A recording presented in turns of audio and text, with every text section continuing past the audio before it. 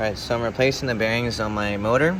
They're actually pretty good, the old bearings, but since I'm already in here, taking apart the motor, making sure everything's all good, I figured I might as well just replace them just as a preventive maintenance. But here's like the bearings on the con rods. This is how they look like.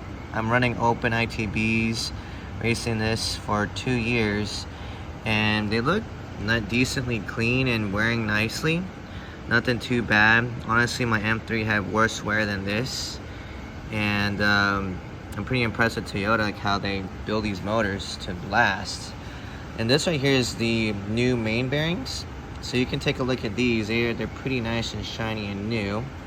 Let me show you the old main bearings, which pretty much almost look brand new. Honestly, they don't look like they're worn very terribly or anything like that. So I'm pretty impressed the way this motor is doing so far racing and taking the abuse on a fairly stock motor. And this is the crank too. It looks pretty clean, no damage or issues. So yeah, I'm gonna slap this on back together today, and hopefully next week put this in the back in the car.